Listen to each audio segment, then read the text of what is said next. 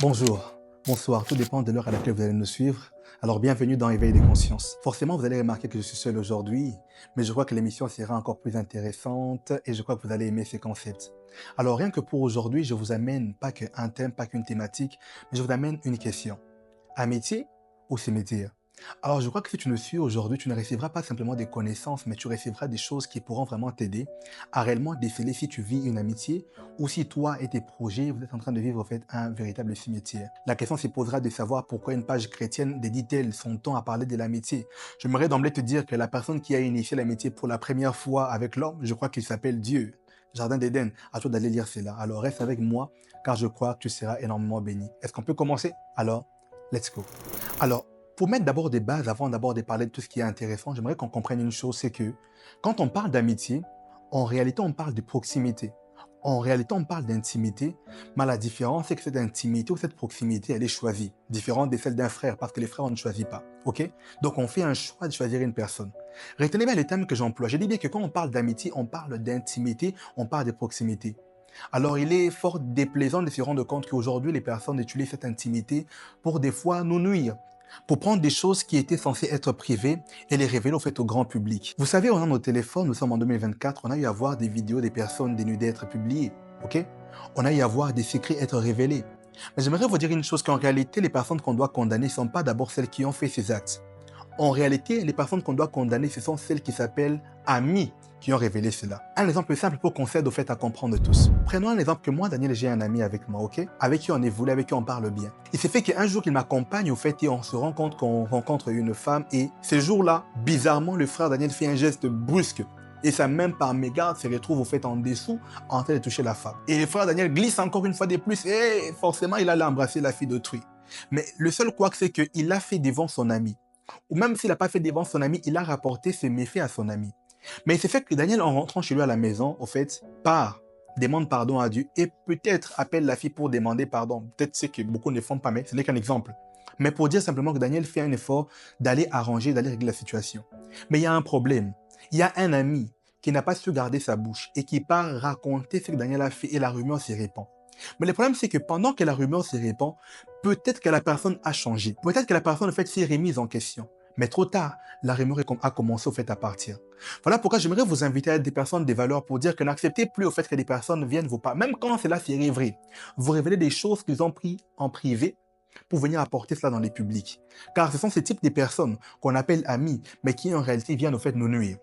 L'amitié est importante à discuter simplement parce que des fois, Dieu peut déverser des bénédictions sur nous. Des fois, Dieu peut faire beaucoup de choses pour nous, mais des fois, on ne vit pas ça. Pas parce qu'on ne prie pas parce qu'on n'est pas assez responsable, non, mais parce que simplement, on est mal entouré. Parce que simplement, on a des amis qui, au lieu de prendre ce que Dieu a mis en nous et de l'exposer dans le bon sens du terme, ils prennent cela en fait et l'étouffent. Voilà pourquoi j'aimerais te poser la question, toi qui nous suis. Es-tu réellement en fait un véritable ami ou tu es un cimetière, ou tu es là pour étouffer les choses des personnes?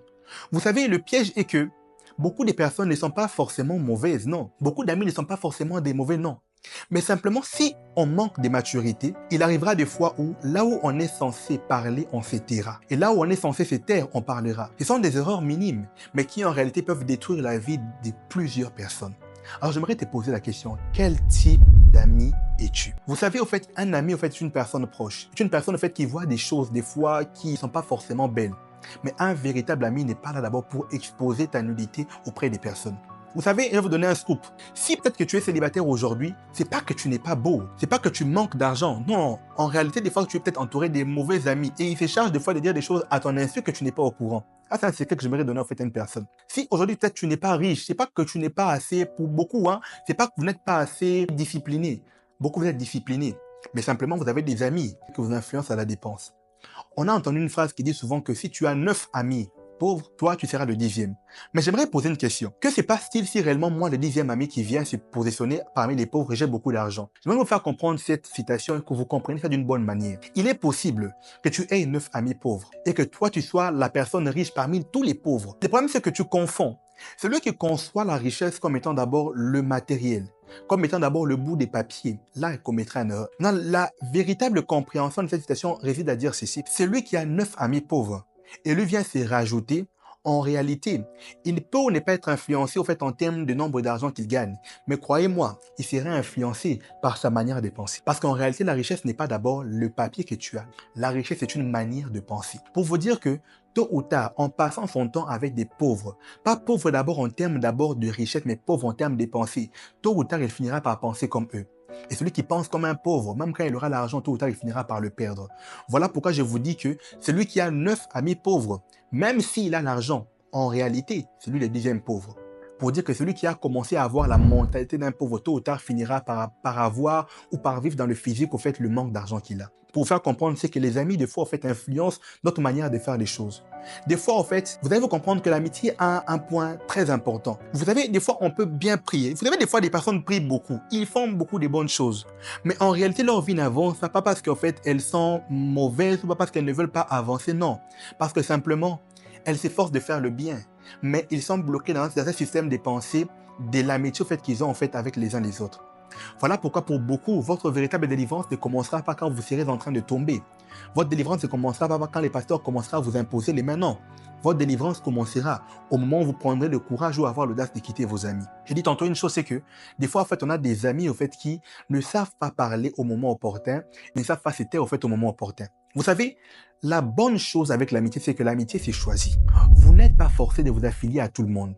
Écoutez, faites attention à toutes ces personnes qui disent « j'ai beaucoup d'amis ». Toi, tu as combien d'amis? Moi, j'en ai beaucoup. Des fois, ces personnes-là, des fois, cachent soit au fait un manque de confiance en soi ou d'une certaine manière, veulent se faire accepter. C'est une honte d'avoir beaucoup d'amis. Oui, je l'ai dit, faites screenshot. C'est une honte d'avoir beaucoup d'amis.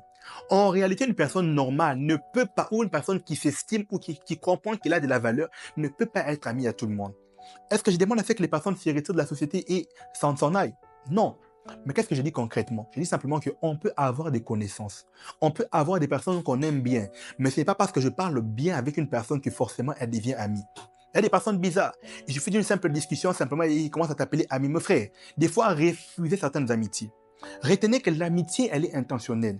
Tu peux rencontrer en fait une personne aujourd'hui qui n'est pas forcément ton ami. Vous savez, des fois, il y a des amitiés qui se demandent. Pas du forcing, mais qui se demandent. Pour dire que dans une amitié, en réalité, on doit savoir ce que j'apporte à l'autre et savoir ce que l'autre t'apporte. Une question pour toi. Regarde tes amis avec qui tu évolues. Est-ce qu'ils t'apportent réellement quelque chose? Ou bien c'est toi la personne la plus intelligente du groupe. C'est toi la personne qui est maître de tout en réalité. Et là, il y a un problème. Celui qui a des véritables amis doit trouver en fait en eux une source d'inspiration. Ma question pour vous, ou pour moi, qui êtes amis des autres, êtes-vous des sources d'inspiration des personnes ou simplement vous imposez votre vision en fait à vos amis? Vous savez, il y a des personnes qui aujourd'hui, quand elles passent par des moments de souffrance, sans s'en rendre compte, elle va se rassurer pour que vous tous vous passiez par des moments de souffrance.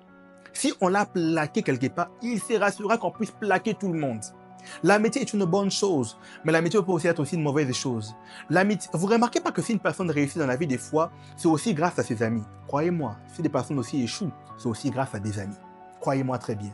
Vous ne remarquez même pas que des fois quand vous êtes en couple, des fois quand vous rompez, la fille ou l'homme avec qui vous étiez, au fait, des fois il ne va pas loin, il va souvent chez l'ami, pas chez les voisins. Vous remarquez même pas que des fois en voulant, oh Daniel, est-ce que tu es en train d'attiser la méfiance? Non, j'attise la réflexion. J'attise les bonnes valeurs pour dire que choisissez les personnes que vous mettez autour de vous. Une personne ne peut pas avoir accès à votre intimité comme ça pour rien. Catégorisez des personnes, mettez des défis si vous voulez, mais tout le monde ne peut pas avoir accès à votre intimité. Je vous amène au contraire en fait, à réfléchir pour dire que vous êtes une créature de Dieu. Écoutez, mon but à moi est de concilier ce qu'on appelle le christianisme et dans la société, ce que nous vivons en fait au jour le jour. Comprenez que vous avez de la valeur, pas à cause de ce que vous avez, mais à cause de ce que vous êtes. En réalité, vous avez des problèmes, vous avez des défis, vous avez des faiblesses, mais que tout le monde ne peut pas voir. Demandez à Jésus, il vous dira que la plus grande douleur qu'il a reçue, ce n'était pas d'abord la croix, mais c'est d'avoir un ami, c'est d'avoir un frère qui le trahit. Et c'est par qui la souffrance se fait passe. Croyez-moi, des fois, les personnes qui peuvent des fois vous faire le plus de mal sont les personnes qui sont les plus proches de vous. Alors choisissez les personnes qui sont proches de vous. Sinon, vous prierez. Sinon, vous lirez vos Bibles, mais cela n'aura aucun effet. Un exemple simple. La Bible a dit une chose que la parabole du semeur qu'on connaît. On parle d'un homme qui vient s'aimer au fait la sémence, mais on dit qu'il est de ces sémences qui tombaient au fait au bord de la route. Vous voyez un peu? Pour vous dire que, et puis on dit quoi? On dit l'ennemi passé pour récupérer cela. Mais moi, ma question est celle de savoir, est-ce que l'ennemi passera-t-il réellement, en fait, lui, en tant qu'esprit, venir retirer la parole de Dieu s'aimer dans vos vies? Non. Qui les fera? Ben, vos amis. Parce que quand Dieu met des hommes dans des rencontres, il a un but. Et croyez-moi, quand l'ennemi met aussi des hommes dans des rencontres, il a aussi un but. Voilà pourquoi vous avez le choix de sélectionner vos amis. Et madame, monsieur, ami à tout le monde, arrêtez ça. Si vous voulez vivre longtemps, je vous conseille d'arrêter cela. Avez-vous des amis qui considèrent votre succès comme étant un problème, comme étant ça chatouille? Si c'est le cas, séparez-vous avant de finir empoisonné. Vous savez, un véritable ami est prêt des fois en fait, à être comme un escalier, prêt à te propulser. Moi, je reste en bas. C'est-à-dire que ta joie fait sa joie. Quand toi, tu es content, il est fait. Je ne parle pas derrière, je parle des véritables amis et ils existent véritablement.